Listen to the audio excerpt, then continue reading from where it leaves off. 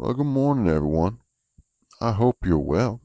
I want to bid you welcome once again to our little slice of paradise, Camp Smoky, the home of the Rangers, from the shores of Lake Muir to the Appalachian Mountains. But today, we want to show you a new side that you don't get to see. Hi, welcome to Resistance Rangers on the Air. Who are the Resistance Rangers? We are a community of off-duty, anonymous park rangers rallying to save your public lands. But today, rather than focusing on the who, we're going to focus on the why. While ranger is generally used as a noun, sometimes people use it more like a verb. Ranger on is a phrase I've heard before, including in the outro of some episodes of this podcast. It might be coming from one of those keep calm and carry on posters. There's one with a ranger hat that says keep calm and ranger on. And that resonates with many of us rangers. Therefore, it feels kind of fitting for us to use it as a verb. For many of us, working for the Park Service is a job, but it also feels like a calling. We are rangers, engaged in the collective task of rangering, because every day we go to work and we seek to do that work in a way that upholds the NPS mission of preserving unimpaired the natural and cultural resources and values of the national park system for the enjoyment, education, and inspiration of this and future generations. But rangering has gotten harder over the last year. To keep working to uphold the mission as colleagues are fired, budgets are slashed, and we continue to be pushed to do more with less and less and less, it's easy to lose hope, to see everything happening, but to not see a way through. If we're to build a better future for the NPS, we need to rely on each other. Even before this administration, we were understaffed and underfunded. Leadership is not coming to save us. We have to find a way forward together. The NPS mission cannot be upheld by one person individually. It takes all of us. So we asked fellow rangers to share the stories of why they do what they do, why they ranger, but also why they resist, why they stand up against censorship at park sites, and why they fight for a better future for the National Park Service. And I'll note that by ranger, we're not just referring to people with ranger in their job titles. It's anyone who works or has worked for the National Park Service. If you're a ranger listening, I hope that these stories remind you of why you chose to do this in the first place. I hope that they give you the courage to stand up for our public lands and stories so that we can, together, fight for a better future with a recognition of the past that benefits us all. If you're a member of the public, I hope the stories inspire you to join us in this fight, because we can't do it alone. We need you too. So, why do we ranger? Let's hear about it. Just a heads up, a content warning for suicidal thoughts in one of these stories. I'll let you know when it's coming up so you can skip if you need. We'll start with some folks whose parents were rangers before them. My journey to become a ranger began before I was born. My family likes to joke that I was born in the green and gray because both my parents are former National Park Service employees, and my dad worked for the NPS until I graduated from college. Family vacations meant that for spring break and summer vacation, we'd load up the old Ford Windstar van with our camping gear and drive to a new national or state park and spend the week hiking, camping, and stargazing. I wasn't always a fan of it while I was younger, and often wondered why we didn't vacation in Disneyland instead. But luckily, I grew out of that and instead have worked at almost twice the number of parks that my parents worked at during their 35-year career. To me, I've always held my identity in working as a ranger. My friends, my community, my peace, and my life are all caught up in it. I worked as a seasonal for almost 7 years while still in college before I got my first permanent position. Getting to share that news with my parents was still one of the most proud moments of my life so far. I'd already been wearing my mom's old uniform pieces for years, and now it truly felt like I had come full circle. Now, I ranger because I want future generations to see the fields of wildflowers in Death Valley after a super bloom. I ranger because I loved eating bags of chocolate chips with my coworkers watching a meteor shower in the middle of the night at Mount Rainier. I ranger because I can still use my legs to power me into Paintbrush Canyon at Grand Teton. I ranger for the experience of sitting in silence on my paddleboard in Emerald Cove at Lake Mead. I ranger for the thrill of cross-country skiing on a candlelit night at Voyagers. I ranger because I love imagining kids playing in their homes at Bandelier while watching a monsoon pass by. I ranger for the little girl who asked me to sign her ranger autograph book during my first season working the entrance station. I ranger because I don't know what I would look like without being shaped by all these experiences in the National Park Service. And I want others to be able to do the same. I'm an archaeologist, and I ranger because I believe that learning about the past helps us understand how we got to where we are and offers ideas for creating a better future.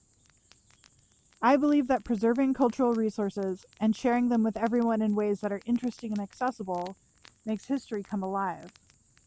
It connects people to the land, to their ancestors, and to all of human history, and it encourages curiosity and empathy.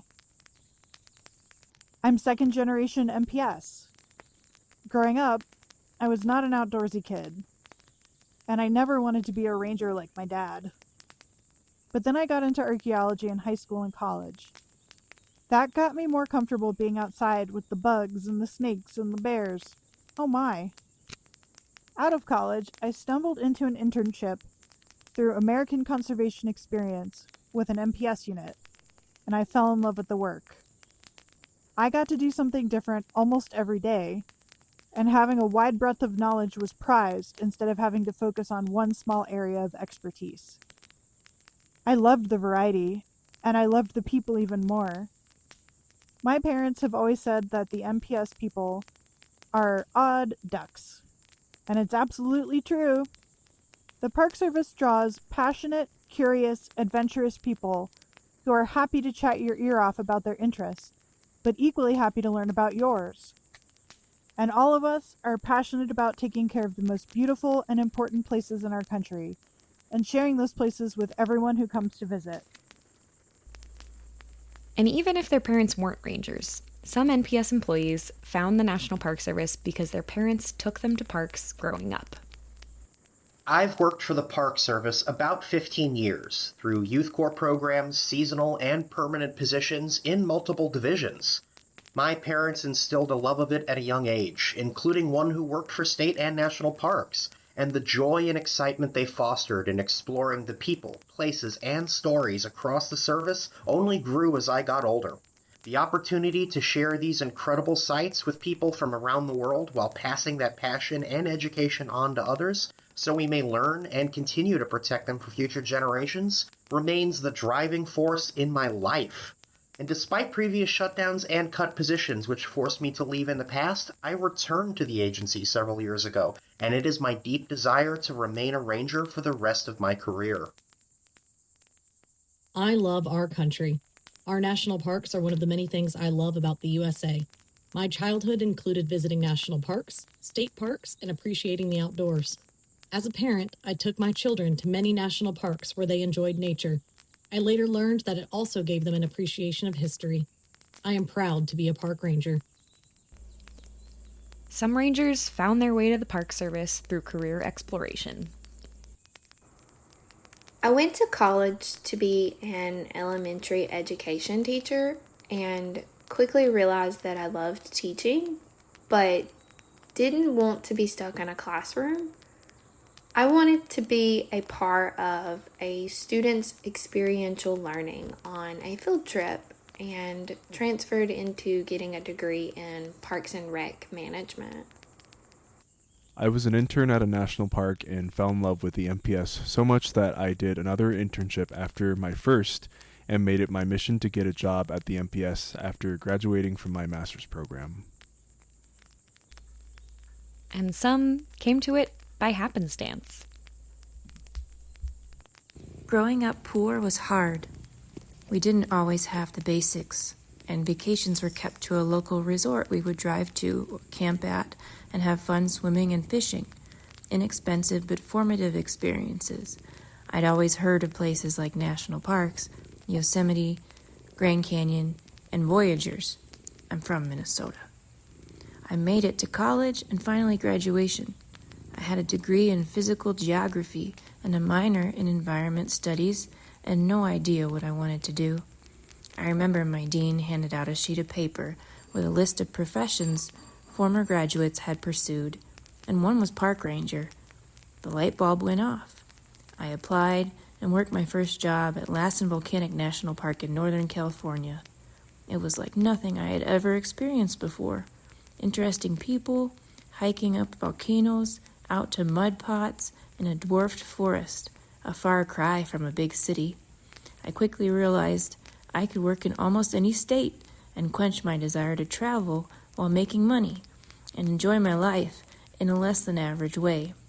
I hiked through the Badlands, saw ladybugs at Capulin Volcano, experienced a quiet Yosemite in the winter season, met my now husband at Acadia, and had a baby at Grand Canyon.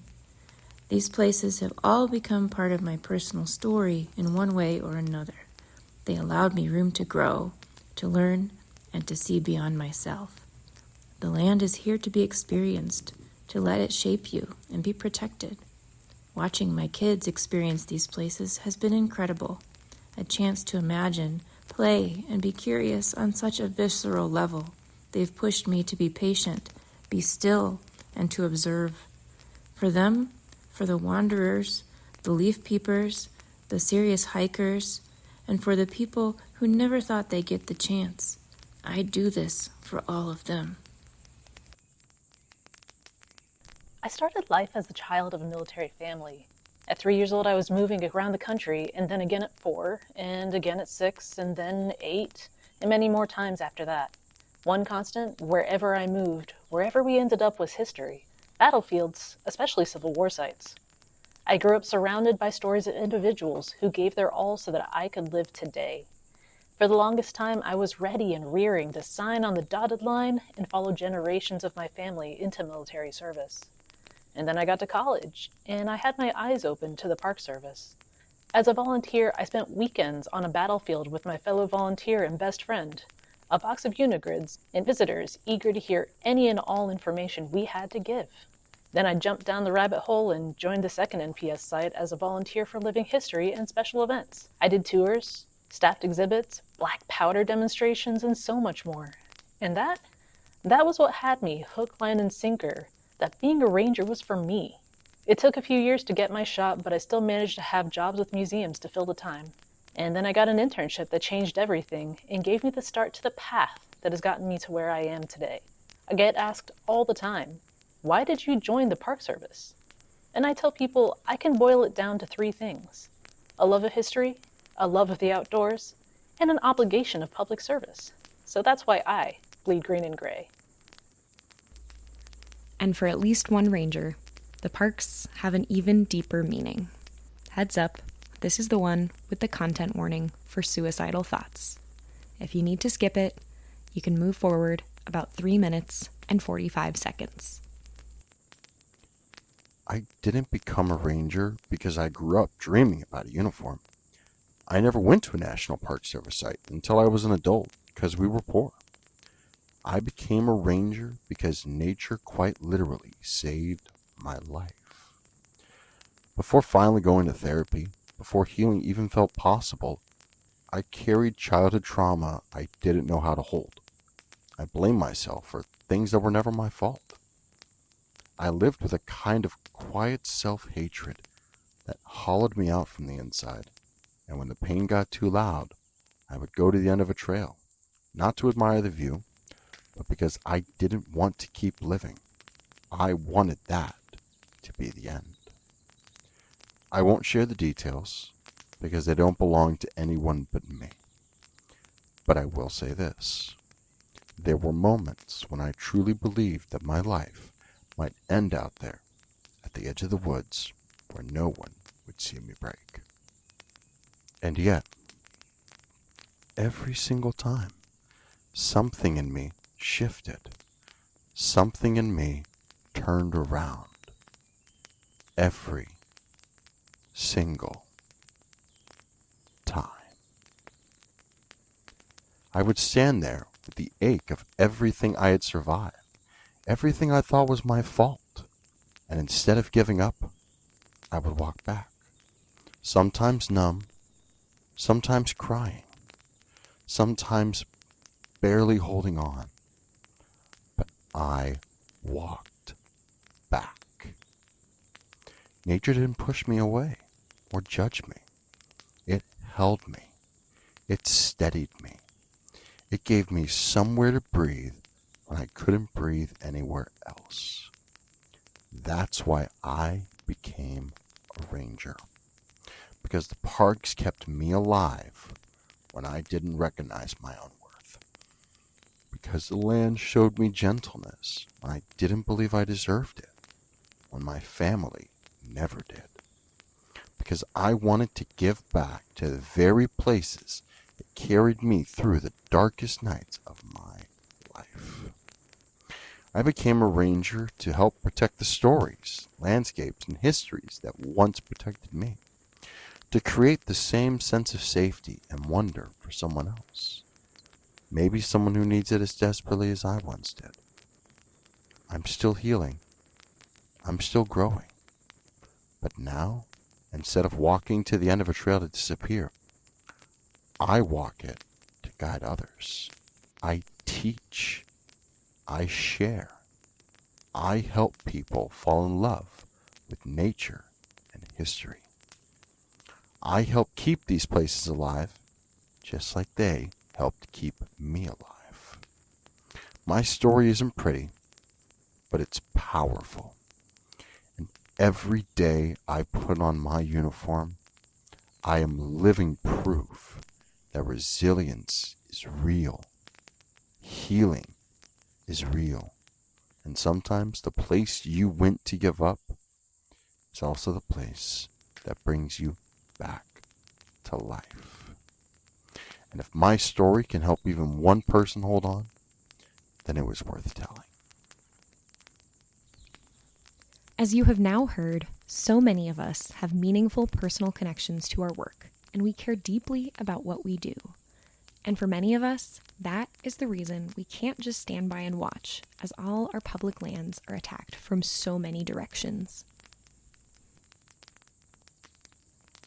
I believe wholeheartedly that NPS units, these places that we've set aside for their natural or cultural importance, must remain protected and accessible to everyone.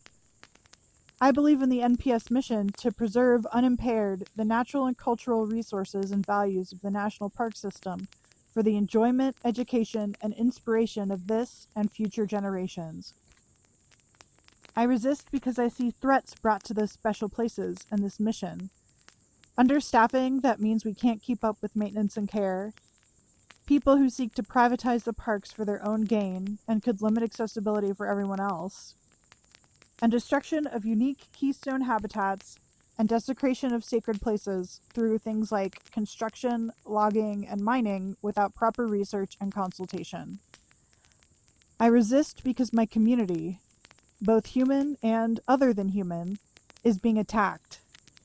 I resist because I want to see a better world for the next generation. I resist because I want to provide educational and recreational opportunities to as many folks as possible throughout the U.S. and beyond. Experiencing nature's biodiversity and cultural heritage sites, it really opens one's mind to development, general wellness, and personal enjoyment. I stand up for the future of our public lands so everyone has the opportunity to experience at least one of those places, and for future generations to also get that chance. I resist to protect the land and all the things that rely on the land. I resist to ensure that descendant communities and indigenous people can continue to practice their cultural practices on the land as they have since time immemorial. I resist so that my children can come to these places and see not just a beautiful place, but learn about all the people who have lived here since time immemorial. So my children can learn the true and honest history of the U.S. before and after European arrival. I resist for the future generations to have access to these lands as people have since time immemorial. I'm part of the Resistance Rangers because history matters, because public lands matter, because truth matters. I've been able to work with amazing people, see some of the most beautiful parts of this country, witness animals that were almost wiped from existence, and protect stories that nearly vanished. These are the things that saved me and inspired me to dedicate my life to this work. Now, all of those things are under threat. The land, the animals, the stories, and the Rangers themselves. I resist because erasure is violence, and silence is complicity. I resist for the land, for the past, for the future, and for my fellow Rangers who show up every day to protect what matters. I show up loudly, and I will not be silenced. I push back, speak up, and preserve what others try to erase. I show up quietly when needed, deliberately, persistently, and fiercely. If I can survive the darkest parts of my own life, I can fight for what deserves to survive beyond me. I am part of the Resistance Rangers because I choose action over fear, truth over convenience, and I choose to protect what matters for myself, for the people who came before me, for those who will come after, and for my fellow Rangers who stand beside me. As a female, a minority, and someone who believes we are at our best when we all succeed, I could never pull the ladder up behind me. The mark of a good society is how well it can sustain and care for its people. Getting there is up to every person that is part of it. The places we live, the notion of home, is deeply ingrained in our ancestry. It's profound to track our history and how the land shaped us. It lingers in us, the desire for home, where memories come flooding back, where our mark was made, a system of give and take inherent to us all. Call it idyllic, but is it such a bad thing? We need wild places and stories. The National Park Service does the important work of preserving and protecting these places for future generations. I want to be able to bring my nieces here in the same way that my parents brought me. I also fight for my fellow Rangers. So many things have happened in the past year that were inconceivable. So many times I called my parents for advice and they just kept telling me we never would have seen this happening within our lifetime. But it is, and I can't see any other way forward besides trying to push back. People outside the federal service don't always understand what we've been through because they aren't in it. So I want to resist to make sure that we can keep doing the things that we love in the places that we love for the people who we love. Having seen the importance of what we do and the impact it can have, I've also witnessed firsthand both hardship and harm within the agency and the challenges our agency faces, both external and internal.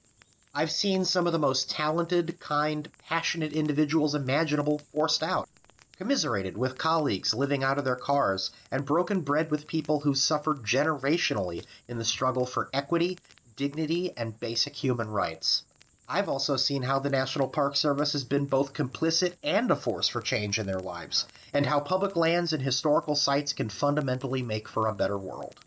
The colleagues I've known have become family, and the stories and sites we serve a richer natural and cultural wealth than any extractive resource which could be gained from their suppression and destruction.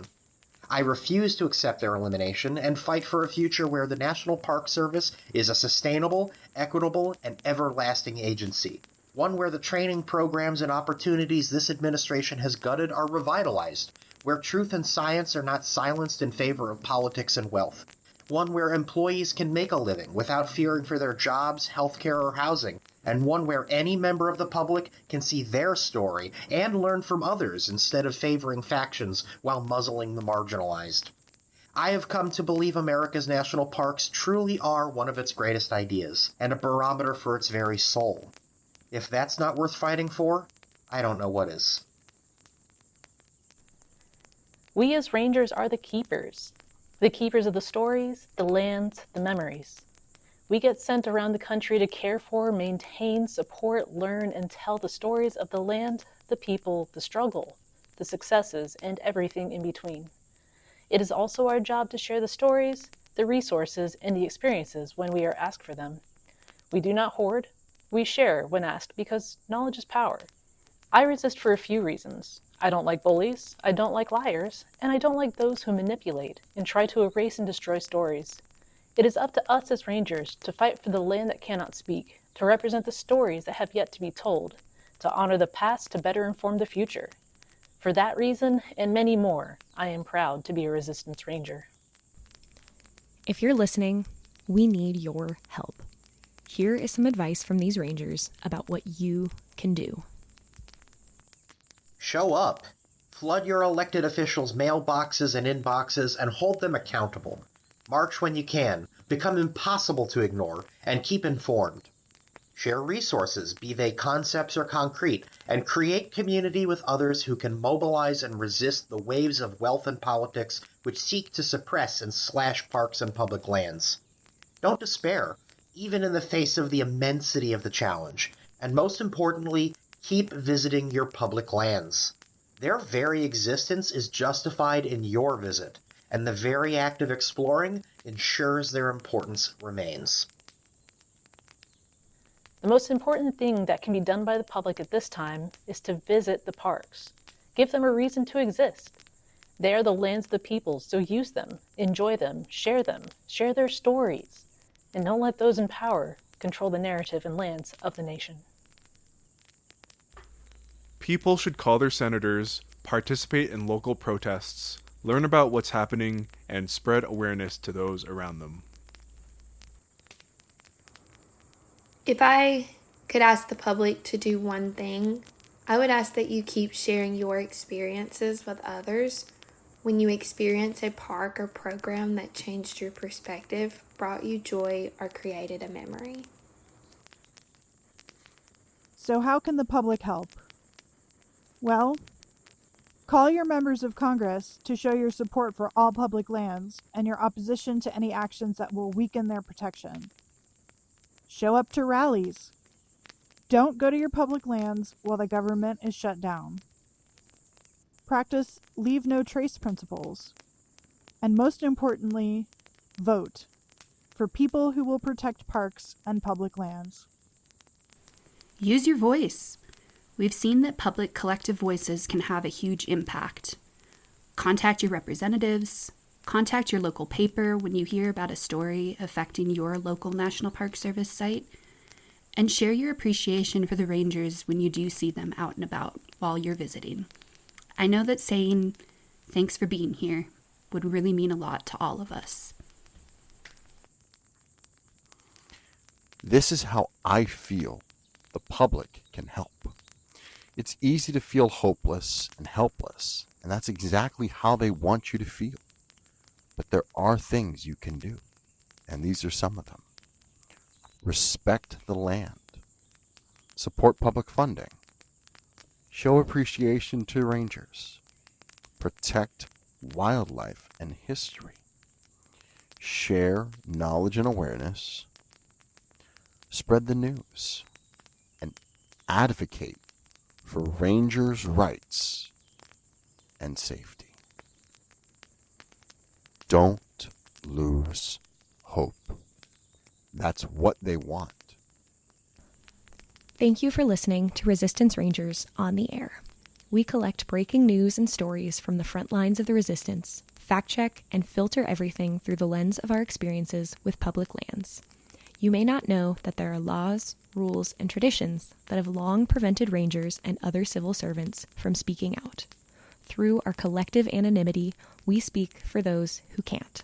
For more info, check out our website and socials linked in the show notes. Leave no trace and Ranger on. Please note that any views or opinions expressed in this program are solely those of the hosts and authors of the stories and do not represent those of the National Park Service or Department of the Interior. Now, until next time, take a deep breath. Touch some grass. Get some sun. Drink some water. Take your meds. Take time for you. And Ranger on. This is Counselor C. Pride, signing off.